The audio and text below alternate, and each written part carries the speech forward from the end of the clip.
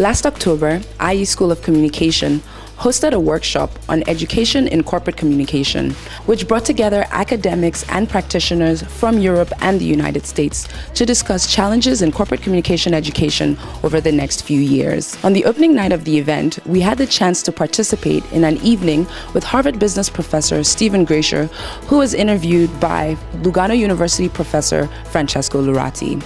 Before the talk, I had the honor and the opportunity to discuss with both professors on the strategic role of Chief Corporate Communication Officers in their organizations, as well as their relationship to the Board of Directors.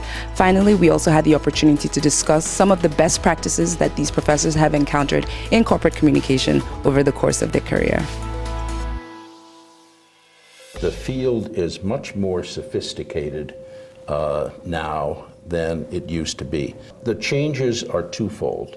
There are external changes that have to do with technology that of course affect all elements of business, and also very important for the communications field, the stakeholders have multiplied.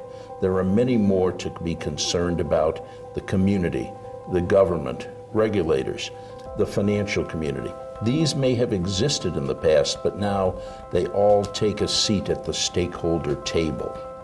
The internal changes, there are much more by way of links to marketing, to strategy, to operations, that the CCO and his or her staff need to be aware of in order to implement programs.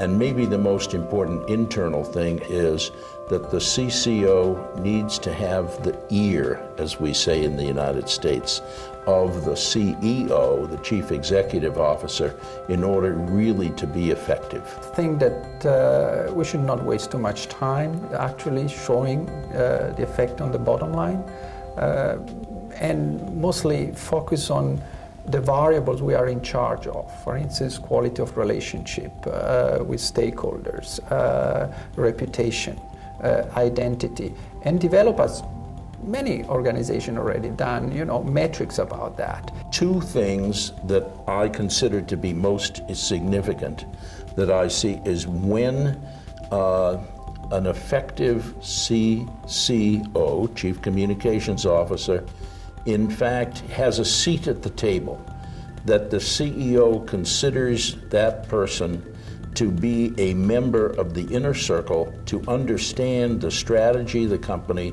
and especially in times of crisis, to have the other senior people in the company understand where the CCO advice is coming from and why.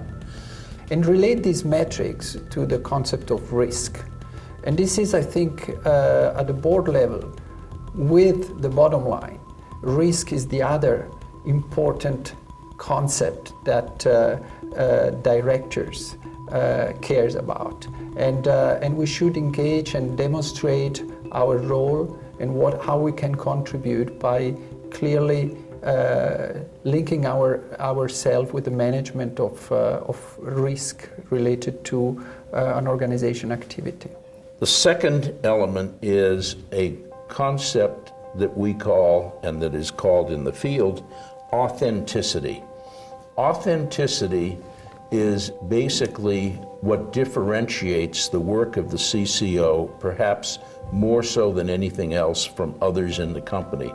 That the CCO is the voice of authenticity. The awareness that they are in charge of a function that is mature, and it's composed by an operational side and a strategic side. And they also organize the function accordingly. And they are able, inside the organization, to show how corporate communication can contribute to the development of the strategy of the organization. Not so much, which is important, but it's very much related to the operational side, not so much only how through communication we can reach the objectives, so fulfill the strategy. But most important, successful CCO today are the ones who are contributing to shaping the strategy of the organization. And successful CCOs are able to do that. And this is at the end of the day what makes you, part of the CEO table. We should not be undertaking strategy that is not authentically linked to who and what we are. I'm using that as just one illustration. But authenticity is an important part of the modern or even avant-garde aspect of corporate communications. Okay. Thank you very much.